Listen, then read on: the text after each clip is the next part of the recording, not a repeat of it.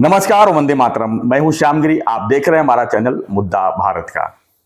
आज मैं अपने वीडियो में चर्चा करूंगा महाराष्ट्र की सियासत के बारे में, लेकिन उसके पहले रिक्वेस्ट है आपसे कि हमारी वीडियो को आप अगर लिंक के थ्रू देख रहे हैं या किसी फॉरवर्ड के थ्रू देख रहे हैं तो चैनल को सब्सक्राइब कीजिए, ताकि हमारे हर वीडियो जो हम रोज़ बनाते हैं आप तक सीधा पहुँच सके। बेल आइकॉन भी दबाइए, लाइक कीजिए, शेयर कीजिए। आगे बढ़ते हैं। हम बात करेंगे जो महाराष्ट्र की सियासत में से भूकंप जैसा महसूस हो रहा है कि मुख्यमंत्री को लेकर आखिर में इतनी खींचतान क्यों हो रही है। सभी लोग कह रहे हैं कि देवेंद्र फडणवीस को मुख्यमंत्री बनाया जाएगा, लेकिन ये नाम कौन फैला रहा है? अभी तक तो हाईकमान की तरफ से ऐसी कोई चर्चा नहीं हुई, ऐसी कोई बातें नहीं आई। सिर्फ जो है तारीख तय हुई है कि 5 दिसंबर को मुख्यमंत्री का शपथ विधि होगा। अभी तक विधायक दल का मीटिंग भी नहीं हुई, विधायक दल का कोई नेता नहीं चुना गया, और उसके पहले मुख्यमंत्री कौन बनेगा इसका नाम हम कैसे ले सकते हैं? नो डाउट देवेंद्र फडणवीस की मेहनत है। देवेंद्र फडणवीस जी ने जो प्रचार किया उसको लेकर जो है नंबर 1 तो वही माने जा रहे हैं, दावेदार भी वही माने जा रहे हैं। लेकिन दावेदार तो 2022 में भी थे, जब सत्तांतर हुई, जब उद्धव सरकार गिरी, तब भी यही कहा जा रहा था कि देवेंद्र फडणवीस को मुख्यमंत्री बनाया जाएगा। लेकिन क्या हुआ? अचानक जो है एक नया नाम आ गया, यानी शिंदे साहब का। एकनाथ शिंदे जी को जो है मुख्यमंत्री बनाया गया, और उन्होंने जिस तरह से अचानक उनको मुख्यमंत्री बनाया गया, उसको उन्होंने कर्तव्य जिस तरह से निभाया, नो डाउट वो पॉपुलर भी हुए, लोगों के बीच चर्चा भी बने, और लाडली बहना के नाम पे वो लाड़का भाव भी बने। लेकिन आज स्थिति क्या है? जैसे ही राज्यपाल को उन्होंने इस्तीफा दिया, उनकी जो है मनोदशा देख सकते हैं आप किस तरह कितनी गिर गई है। वो वर्षा बंगले पे नहीं गए, उसके बाद राज्यपाल को इस्तीफा देने के बाद सीधा मुख्यमंत्री एकनाथ शिंदे अपने घर थाने आ गए, यहाँ से अपने गांव भी गए, बीमार पड़े हुए हैं, और आज अस्पताल भी पहुंच गए। तो क्या कहेंगे इसको? महाराष्ट्र की सियासत में से क्या कहेंगे कि जब तक मुख्यमंत्री थे तब सही काम कर रहे थे, जैसे ही मुख्यमंत्री का इस्तीफा दिया उनको हालत ख़राब हो गई है, उनकी मनोदशा गिर गई है, उनको बीमार हो गए हैं वो।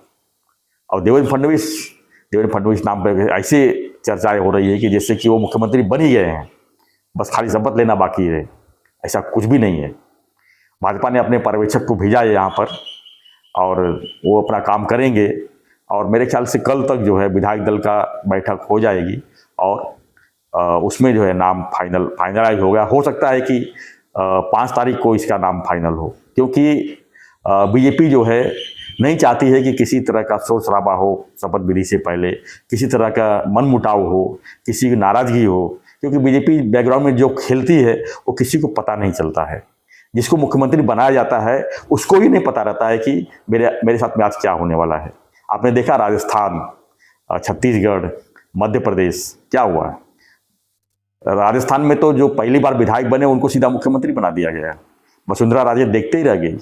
जैसे ही विनोद तावड़े जी ने पर्चा उनके हाथ पे थमाया मुख्यमंत्री के नाम पर, उनको लगा कि ये पर्चा मेरे नाम से है। लेकिन जैसे ही उन्होंने पर्चा देखा, आप लोग देखा होगा यूट्यूब पे भी वीडियो है वो, कि उनका हालत ख़राब हो गई। अब आज वसुंधरा राजे कहाँ हैं? तो ये है बीजेपी एक ऐसी साइलेंट राजनीति करती है कि कानों कान किसी को पता नहीं चलता है। देवेंद्र फडणवीस को भी जब पहली बार मुख्यमंत्री बनाया गया तो उनको भी नहीं पता था कि मुख्यमंत्री बनाया जाएगा, क्योंकि उस समय एकनाथ खड़से भी लाइन में थे, विनोद तावड़े जी भी थे, लेकिन उनको विधायक दल का नेता चुना गया और बनाया गया, वो भी लास्ट मोमेंट पे।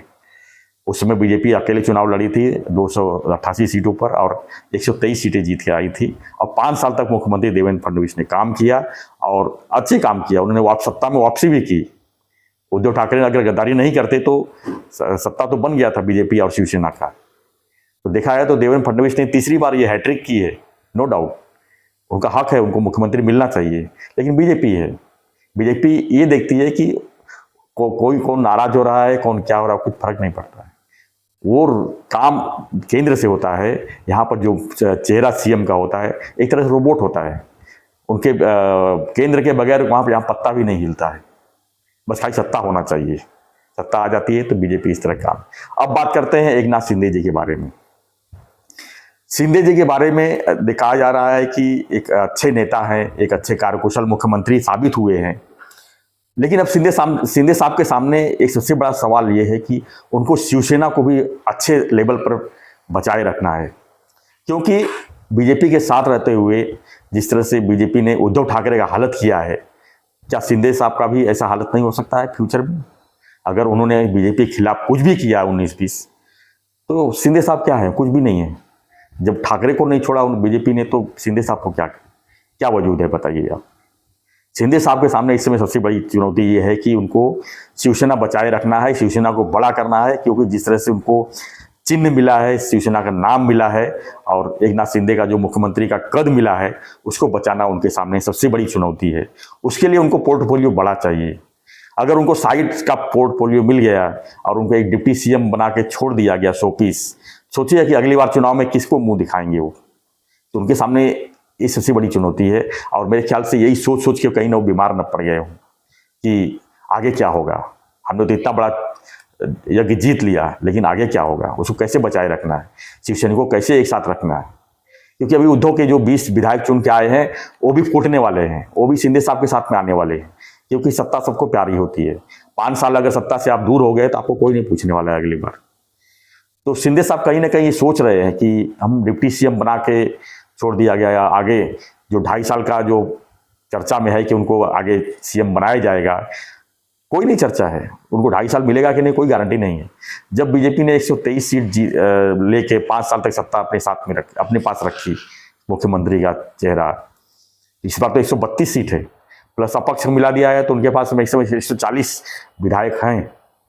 140 विधायक बहुत होते हैं, 145 जादुई आंकड़ा है, और 145 उनके पास आंकड़ा अगर रहेगा तो दूसरे सीएम क्यों देंगे वो, दूसरे चेहरा क्यों देंगे, क्यों अपने साथ में विरोधी तैयार करेंगे। क्योंकि शिवसेना भी बीजेपी के साथ रह के ही शिवसेना ने बगावत की। तो बीजेपी नहीं चाहती है कि और भी राज्यों में या महाराष्ट्र में जो है कोई और ठाकरे तैयार हो।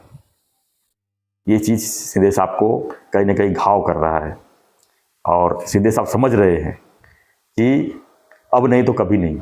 चलती का नाम गाड़ी है, ये राजनीति है, राजनीति में कुछ भी संभव है। राजनीति में आपने देखा होगा कि जैसे ही लोकसभा में बीजेपी की सीट कम हुई, किस तरह की बातें उड़ने लगी। अरे ये तो 2 महीना भी सरकार नहीं चलेगी, मोदी जी की तो कहानी खत्म हो गई, मोदी जी के बारे में क्या क्या नाफसाना बातें होने लगी। लेकिन चल रही है ना सरकार, अच्छे से चल रही है। तीसरी बार जो मोदी सरकार चल रही है, काफ़ी अच्छे से चल रही है। जैसा मोदी 1 मोदी 2 जैसा चल रहा है, वैसा मोदी 3 भी चल रहा है। नीतीश कुमार हैं और चंद्रबाबू नायडू हैं, वो भी कंधे से कंधे मिलाकर चल रहे हैं, क्योंकि उनको भी राज्य चलाना है। वहाँ पर मोदी जी को देश चलाना है, तो उनको राज्य चलाना है।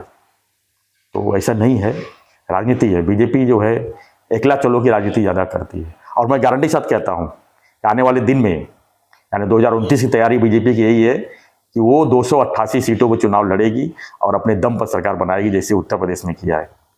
उत्तर प्रदेश में बीजेपी पहले गठबंधन सरकार बनाती थी, लेकिन फेल हो जाती थी। आज दूसरी बार जो है योगी 2 जो चल रहा है, अकेले चुनाव लड़ते हैं और अकेले बनाए हुए हैं। कुल मिलाकर हम यही कहेंगे कि जो महाराष्ट्र की राजनीति में चल रही है, ये कुछ भी कहा नहीं जा सकता। 5 तारीख को ही समझ में आएगा कि मुख्यमंत्री कौन बनेगा। तो आज का हमारा चर्चा यही था कि आखिर मुख्यमंत्री को लेकर इतना सियासत क्यों हो रही है, क्यों एकनाथ शिंदे हॉस्पिटल में जाके बैठ गए हैं, क्यों हॉस्पिटलाइज हो गए हैं, क्या है उनकी बीमारी के कारण। ये आपको मैं क्लियर कट शब्दों में बता दिया हूँ। तो आपकी क्या प्रतिक्रिया है इस पर, हमें कमेंट बॉक्स में लिखिए। आपको क्या लगता है कि मुख्यमंत्री चेहरा क्यों खींचा जा रहा है, कमेंट बॉक्स लिखिए। और बने रहिए हमारे साथ ऐसी खबरों के लिए, देखते रहिए हमारा चैनल मुद्दा भारत का। धन्यवाद। जय हिंद, जय महाराष्ट्र।